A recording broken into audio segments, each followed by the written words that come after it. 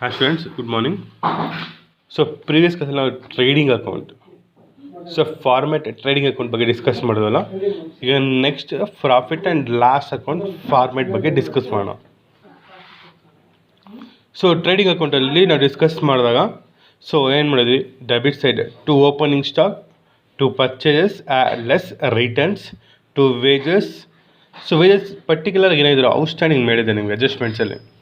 Adjustment related outstanding any outstanding ಕೊಟ್ಟರೆ addition ಮಾಡ್ಕೋಬೇಕು. Prepaid or advance ಕೊಟ್ಟಾಗ ಸಬ್ಟ್ರಾಕ್ಷನ್ ಲೆಸ್ ಮಾಡ್ಕೋಬೇಕು. ಕ್ಲಿಯರ್ ನೆನಪಿದೆಯಲ್ವಾ?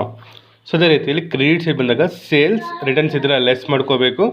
So by next closing stock ಎಲ್ಲಿರುತ್ತೆ, ಅಡ್ಜಸ್ಟ್ಮೆಂಟ್ಸಲ್ಲಿರುತ್ತೆ closing stock.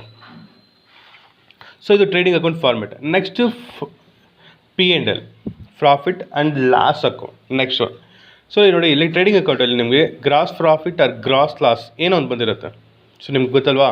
So gross profit or gross loss ಏನೇ ಬರಲಿ ನಾವು ಏನು ಮಾಡಬೇಕು, ಪ್ರಾಫಿಟ್ ಆ್ಯಂಡ್ ಲಾಸ್ ಅಕೌಂಟ್ಗೆ ಟ್ರಾನ್ಸ್ಫರ್ ಮಾಡಬೇಕು. ಆಲ್ರೆಡಿ ಇಲ್ಲಿ ಬರ್ತೀನಿ, gross loss transfer to profit and loss account, gross profit transfer to profit and loss account.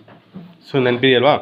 So ನೋಡಿ, ಫಸ್ಟ್ ಸ್ಟೆಪ್ ಏನು ಮಾಡಬೇಕು, ನೀವು ಟ್ರಾನ್ಸ್ಫರ್ ಮಾಡಬೇಕು ಪ್ರಾಫಿಟ್ ಆರ್ ಲಾಸ್, ಅದು ಇಂಟರ್ಚೇಂಜ್ ಮಾಡಬೇಕು. So carry down brought down ಯಾವ ರೀತಿ ಇಂಟರ್ಚೇಂಜ್ ಆಗ್ತಾಯಿತ್ತು, ಸೇಮ್ ಪ್ರಾಫಿಟ್ ನಿಮಗೆ ಡೆಬಿಟ್ ಸೈಡ್ ಬಂದರೆ ಅದನ್ನು ಇದು ಕಡೆ ಟ್ರಾನ್ಸ್ಫರ್ ಮಾಡ್ತೀರಾ, ಕ್ರೆಡಿಟ್ ಸೈಡ್ಗೆ ಟ್ರಾನ್ಸ್ಫರ್ ಮಾಡ್ತೀರಾ ಬೈ ಗ್ರಾಸ್ ಪ್ರಾಫಿಟ್. ಅದೇ ನಿಮಗೆ ಗ್ರಾಸ್ ಲಾಸ್ ಬಂದಿದ್ದರೆ ಕ್ರೆಡಿಟ್ ಸೈಡ್ ಅದನ್ನು ಡೆಬಿಟ್ ಸೈಡ್ಗೆ ಟ್ರಾನ್ಸ್ಫರ್ ಮಾಡ್ತೀರಾ to gross loss. So certain ಅಮೌಂಟ್ನ ತೊಗೊಳ್ತೀರಾ, ಸರ್ಟನ್ ಅಮೌಂಟ್ನ ತೊಗೋಬೇಕಾಗುತ್ತೆ. ಇಲ್ಲಿ gross profit or gross loss ಬರಲಿ. ಇಲ್ಲಿ ಐಟಮ್ಸ್ ಕೂಡ ಇರ್ತಾರೆ, ನಿಮ್ಗೆ ಆಲ್ರೆಡಿ ಹೇಳಿದ್ದೀನಲ್ವಾ, ಇನ್ಫಾರ್ಮ್ ಮಾಡಿದ್ದೀನಲ್ವಾ. ಟ್ರಯಲ್ ಬ್ಯಾಲೆನ್ಸಲ್ಲಿ ಸಡನ್ ಐಟಮ್ಸ್ ಇರುತ್ತೆ, ಯಾವ ಐಟಮ್ ಯಾವ ಅಕೌಂಟಿಗೆ ಹೋಗುತ್ತೆ ಅನ್ನೋದನ್ನು ಫಸ್ಟ್ ವರ್ಕೌಟ್ ಮಾಡ್ಕೋಬೇಕು. ಟ್ರೇಡಿಂಗ್ ಅಕೌಂಟ್ಗೆ ಯಾವ ಐಟಮ್ಸ್ ಹೋಗುತ್ತೆ, P&Lಗೆ ಯಾವ್ದು ಹೋಗುತ್ತೆ, ನೆಕ್ಸ್ಟ್ ಬ್ಯಾಲೆನ್ಸ್ ಶೀಟ್ ಐಟಮ್ಸ್ ಯಾವುದು ಅನ್ನೋದನ್ನು ಫಸ್ಟ್ ಫೈಂಡ್ ಔಟ್ ಮಾಡ್ಕೋಬೇಕು. ನೋಡಿ, ಆಲ್ ಫ್ಯಾಕ್ಟರಿ ರಿಲೇಟೆಡ್ ಎಕ್ಸ್ಪೆನ್ಸ್ ಎಲ್ಲ ಹೋಗುತ್ತೆ factory trading account. Office related ಬಂದಾಗ profit and loss account. Clear? So ಈಗ ಇಲ್ಲಿ ಇಂಡೈರೆಕ್ಟ್ ಎಕ್ಸ್ಪೆನ್ಸ್ ರೆಕಾರ್ಡ್ ಮಾಡ್ತೀರಾ ಇಲ್ಲಿ ಟ್ರೇಡಿಂಗ್ ಅಕೌಂಟಲ್ಲಿ, ಇಂಡೈರೆಕ್ಟ್ ಎಕ್ಸ್ಪೆನ್ಸಸ್. ಸೊ ಟ್ರೇಡಿಂಗ್ ಅಕೌಂಟಲ್ಲಿ ಪ್ರಾಫಿಟ್ ಆ್ಯಂಡ್ ಲಾಸ್ ಅಕೌಂಟಲ್ಲಿ ಆರ್ ಡೈರೆಕ್ಟ್ ಎಕ್ಸ್ಪೆನ್ಸಸ್. ಇಲ್ಲಿ ಡೈರೆಕ್ಟ್ ಎಕ್ಸ್ಪೆನ್ಸಸ್ಸು, ಇಲ್ಲಿ ಟ್ರೇಡಿಂಗ್ ಅಕೌಂಟಲ್ಲಿ direct expenses, profit and loss ಅಕೌಂಟಲ್ಲಿ ಇಂಡೈರೆಕ್ಟ್ ಎಕ್ಸ್ಪೆನ್ಸ್ನ ರೆಕಾರ್ಡ್ ಮಾಡ್ತೀರಾ. ಸೊ ಇನ್ನೇನಿರುತ್ತೆ ಎಕ್ಸ್ಪೆನ್ಸಸ್ ಇಲ್ಲಿ? ಸೊ ಆಲ್ರೆಡಿ ನಿಮ್ಗೆ ಪ್ರಾಫಿಟ್ ಆ್ಯಂಡ್ ಲಾಸ್ ಅಕೌಂಟ್ ಗೊತ್ತು ಬಂದು. So salary, so rent, commission, interest, advertisement. So ನಿಮಗೆ ಫಾರ್ಮೆಟ್ ಕೊಟ್ಟಿದ್ದೀನಲ್ವಾ, ಸೊ ನೋಡಿ ಅದರಲ್ಲಿ ಜಾಸ್ತಿ ಬರುತ್ತೆ ನಿಮಗೆ ಅಡಯ್ಯಾ. ಸೊ ಜಾಸ್ತಿ ಥರ ಎಕ್ಸ್ಪೆನ್ಸ್ ಅನ್ನೋದು ಇಂಡೈರೆಕ್ಟ್ ಎಕ್ಸ್ಪೆನ್ಸ್ ಅನ್ನೋದು ನಿಮಗೆ ನೋಡ್ತೀರಾ ಅಲ್ಲಿ. ಸೊ ಇಲ್ಲಿ ಯಾವುದೇ ಅಡ್ಜಸ್ಟ್ಮೆಂಟ್ ಇಟ್ಕೊಳ್ಳಿ, ಸೊ ಓಕೆ, ಯಾವುದೇ ಐಟಮ್ಸ್ ಕೊಳ್ಳಿ, ಎಲ್ಲ ನೀವು ಎಲ್ಲಿ ಟ್ರಾನ್ಸ್ಫರ್ ಮಾಡ್ತೀರಾ, ಪ್ರಾಫಿಟ್ ಆ್ಯಂಡ್ ಲಾಸ್ ಅಕೌಂಟ್ಗೆ ಟ್ರಾನ್ಸ್ಫರ್ ಮಾಡ್ತೀರಾ. ಎಕ್ಸ್ಪೆನ್ಸಸ್ನ ಎಲ್ಲಿ ರೆಕಾರ್ಡ್ ಮಾಡ್ತೀರಾ, ಡೆಬಿಟ್ ಸೈಡ್. ಎಕ್ಸ್ಪೆನ್ಸಸ್ನ ಡೆಬಿಟ್ ಸೈಡ್. ಇನ್ಕಮ್ಸ್ನ ಬಂದ್ರೆ ಕ್ರೆಡಿಟ್ ಸೈಡ್ನ ಟ್ರಾನ್ಸ್ಫರ್ ಮಾಡಬೇಕು. ಇನ್ಕಮ್ಸ್ ಬಂದರೆ, ಸೊ ಏನು ಇನ್ಕಮ್ಸ್ ಇಲ್ಲಿ, for example commission received, interest received. Concept ಆಗಿದೆಯಾ? ಈ ಥರ ಇನ್ಕಮ್ಸ್ ಇದ್ದರೆ, ರೆವಿನ್ಯೂಸ್ ಇದ್ದರೆ ಕ್ರೆಡಿಟ್ ಸೈಡ್, ಎಕ್ಸ್ಪೆನ್ಸಸ್ ಇದ್ದರೆ ಡೆಬಿಟ್ ಸೈಡ್ನ ಟ್ರಾನ್ಸ್ಫರ್ ಮಾಡಬೇಕು. ಸೊ ಫಾರ್ಮೆಟ್ ಲೆಂತಿ ಬೇಡ, ಶಾರ್ಟಾಗಿ ತಿಳ್ಕೊಳ್ಳಿ. All expenses debit side, all incomes credit side, profit and loss ಅಕೌಂಟ್ಗೆ. ಟ್ರೇಡಿಂಗ್ ಅಕೌಂಟಲ್ಲಿ ಕ್ರೆಡಿಟ್ ಸೈಡ್ ಓನ್ಲಿ 2 ಐಟಮ್ಸ್ ನೆನಪಲ್ಲಿ ಇಟ್ಕೊಳ್ಳಿ.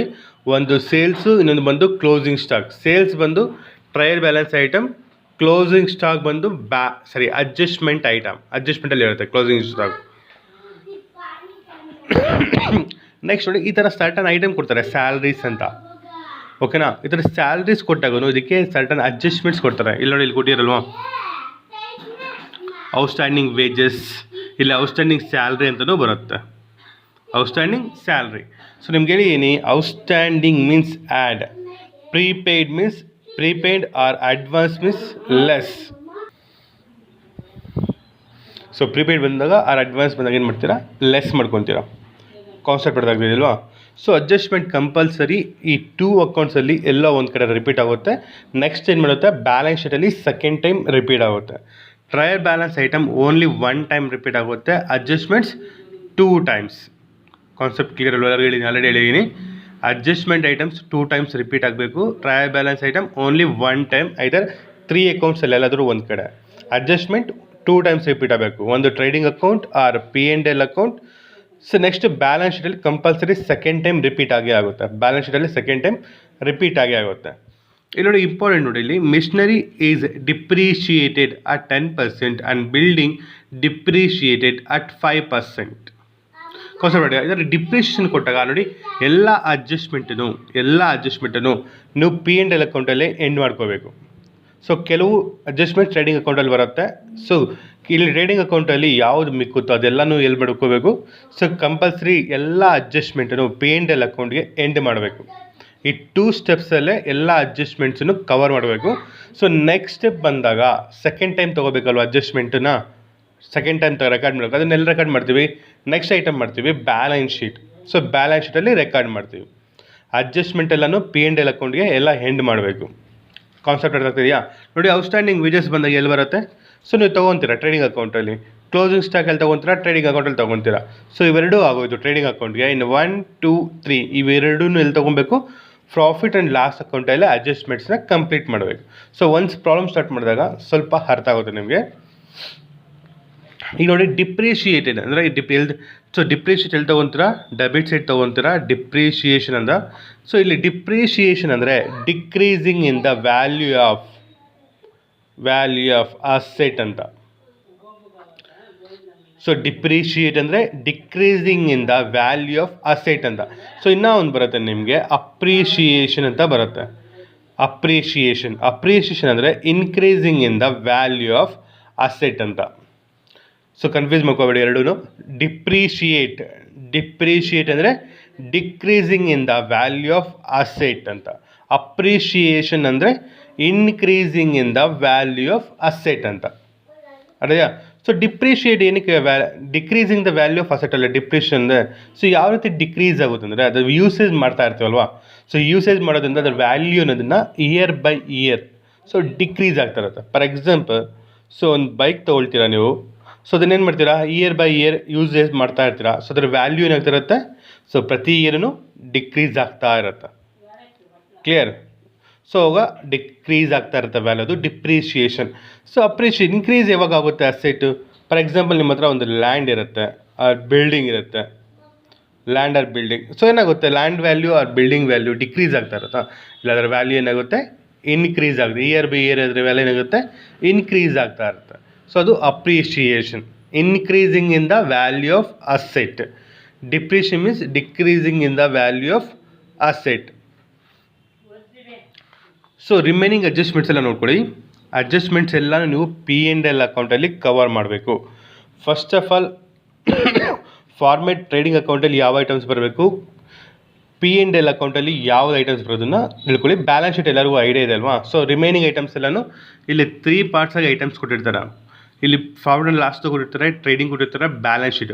ಟ್ರೇಡಿಂಗ್ ಅಕೌಂಟ್ ಐಟಮ್ಸ್ ಟ್ರೇಡಿಂಗ್ ಅಕೌಂಟ್ಗೆ ಟ್ರಾನ್ಸ್ಫರ್ ಮಾಡಬೇಕು, P&L ಅಕೌಂಟ್ P&Lಗೆ ಟ್ರಾನ್ಸ್ಫರ್ ಮಾಡಬೇಕು, ಬ್ಯಾಲೆನ್ಸ್ ಶೀಟ್ ಐಟಮ್ಸ್ ಬ್ಯಾಲೆನ್ಸ್ ಶೀಟ್ಗೆ ಟ್ರಾನ್ಸ್ಫರ್ ಮಾಡಬೇಕು. ಸೊ ಅದ್ರ ಜೊತೆಯಲ್ಲಿ ಈ ಅಡ್ಜಸ್ಟ್ಮೆಂಟ್ಸ್ ತಗೊಂಡು ಪ್ರಾಬ್ಲಮ್ನ ಸಾಲ್ವ್ ಮಾಡಬೇಕು.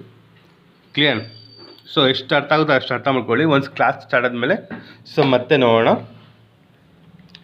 ಸೊ ಇಲ್ಲಿ ಸೇಮ್ ಟ್ರೇಡಿಂಗ್ ಅಕೌಂಟ್ ಯಾವ ರೀತಿ ಕ್ಲೋಸ್ ಮಾಡ್ತೀರಾ, profit and account same as it is close ಮಾಡ್ಕೊಳ್ಳಿ. ಸೊ ಡೆಬಿಟ್ ಸೈಡ್ ಎಲ್ಲ ಆ್ಯಡ್ ಮಾಡ್ಕೊಳ್ಳಿ. ಸೊ ಡೆಬಿಟ್ ಸೈಡ್ ಜಾಸ್ತಿ ಬಂದು ಕ್ರೆಡಿಟ್ ಸೈಡ್ ಕಡಿಮೆ ಬಂದರೆ so net loss by net loss. Same ರಿವರ್ಸಲ್ಲಿ ಬಂದರೆ ನೆಟ್ ಪ್ರಾಫಿಟ್. ಸೊ ಇಲ್ಲಿ gross profit or gross loss, ಇಲ್ಲಿ gross profit or gross loss. ಅದೇ P&L ಅಕೌಂಟಲ್ಲಿ ಬಂದಾಗ net profit or net loss. ಓಕೆನಾ? ಇಲ್ಲಿ ಬಂದಿರೋ ಗ್ರಾಸ್ ಪ್ರಾಫಿಟ್ ಏನು ಮಾಡ್ತೀರಾ? P&L ಅಕೌಂಟ್ಗೆ ಟ್ರಾನ್ಸ್ಫರ್ ಮಾಡ್ತೀರಾ. ಇಲ್ಲಿ ಬಂದಿರೋ ನೆಟ್ ಪ್ರಾಫಿಟ್ ಎಲ್ಲಿ ಟ್ರಾನ್ಸ್ಫರ್ ಮಾಡ್ತೀರಾ? ಬ್ಯಾಲೆನ್ಸ್ ಶೀಟ್ಗೆ ಟ್ರಾನ್ಸ್ಫರ್ ಮಾಡಬೇಕು. ಎಲ್ಲಿಗೆ? ಬ್ಯಾಲೆನ್ಸ್ ಶೀಟ್ಗೆ ಟ್ರಾನ್ಸ್ಫರ್ ಮಾಡಬೇಕು. Net profit transfer to balance sheet, net loss transfer to balance sheet. Certain ಐಟಮ್ನ ಬ್ಯಾಲೆನ್ಸ್ ಶೀಟ್ಗೆ ಟ್ರಾನ್ಸ್ಫರ್ ಮಾಡಬೇಕು. Clear? So depreciation means decreasing the value of asset. Appreciation means increasing in the value of asset. ನೋಡಿ P&L ಏನೇ items ಬರುತ್ತೆ ನೋಡ್ಕೊಳ್ಳಿ. Trading ಅಕೌಂಟಲ್ಲಿ confuse ಮಾಡ್ಕೋಬೇಕು. ಟ್ರೇಡಿಂಗಲ್ಲಿ only factory related, opening stock, purchase, wages, carriage, lighting. So credit side ಬಂದಾಗ sales, closing stock. So P&L ಬಂದಾಗ gross loss, salary, rent, commission ಇವೆಲ್ಲ ಎಕ್ಸ್ಪೆನ್ಸಸ್ ಬರುತ್ತೆ. ಕ್ರೆಡಿಟ್ ಸೈಡ್ ಬಂದಾಗ ಓನ್ಲಿ ಇನ್ಕಮ್ಸ್ನ ರೆಕಾರ್ಡ್ ಮಾಡ್ತೀರಾ, ಎಕ್ಸ್ಪೆನ್ಸ್ನ ರೆಕಾರ್ಡ್ ಮಾಡೋದಿಲ್ಲ. ವಿತ್ ಅಡ್ಜಸ್ಟ್ಮೆಂಟ್ಸಲ್ಲಿ ಎಲ್ಲನೂ P&L ಅಕೌಂಟಲ್ಲಿ ಎಂಡ್ ಆಗಬೇಕು. ಕಾನ್ಸೆಪ್ಟ್ P&L ಅಕೌಂಟಲ್ಲಿ ಎಂಡ್ ಆಗಬೇಕು. ನೆಕ್ಸ್ಟ್ ಐಟಮ್ ಎಲ್ಲಿ ಬರುತ್ತೆ, ಬ್ಯಾಲೆನ್ಸ್ ಶೀಟಲ್ಲಿ ನೆಕ್ಸ್ಟ್ ಟೈಮ್ ರಿಪೀಟ್ ಆಗುತ್ತೆ. ಸೊ ನೆಕ್ಸ್ಟ್ ಫಾರ್ಮೆಟ್ ಬಂದು ಬ್ಯಾಲೆನ್ಸ್ ಶೀಟ್. ಸೊ ಎಲ್ಲರಿಗೂ ಬ್ಯಾಲೆನ್ಸ್ ಶೀಟ್ ಐಡಿಯಾ ಇದೆಯಲ್ವ. ಸೊ ಲಯಬಿಲಿಟಿ ಸೈಡ್ ಏನು ಬರುತ್ತೆ, ಅಸೆಟ್ ಸೈಡ್ ಏನು ಬರುತ್ತೆ, ಸೊ ಎಲ್ಲ ಫಾರ್ಮೆಟ್ ಎಲ್ಲ ನೋಡಿದ್ದೀರಲ್ವಾ. ಸೊ ಬ್ಯಾಲೆನ್ಸ್ ಶೀಟ್ ಎಕ್ಸ್ಪ್ಲೈನ್ ಮಾಡೋಣ, ಇಲ್ಲಾಂದರೆ ನೆಕ್ಸ್ಟ್ ಡೈರೆಕ್ಟಾಗಿ ಪ್ರಾಬ್ಲಮ್ಗೆ ಹೋಗೋಣ. ಸೊ ಟ್ರೇಡಿಂಗ್ ಅಕೌಂಟ್ ಪ್ರಾಕ್ಟೀಸ್ ಮಾಡಿ, ಆಲ್ರೆಡಿ ಬರ್ದಿರಲ್ವಾ. ನೆಕ್ಸ್ಟ್ P&L ಅಕೌಂಟ್ ಒಂದ್ಸಲಿ ಪ್ರಾಕ್ಟೀಸ್ ಮಾಡಿ. ಓಕೆ ಸ್ಟೂಡೆಂಟ್ಸ್, ಸೊ ನೋಟ್ಸ್ ಕೊಟ್ಟಿದ್ದೀನಲ್ಲ ನಾನು up to trading account, final ಅಕೌಂಟ್ದು. ಸೊ ಫೈನಲ್ ಅಕೌಂಟ್ದು ನೋಟ್ಸ್ ಎಲ್ಲ ಸೆಂಡ್ ಮಾಡಿ.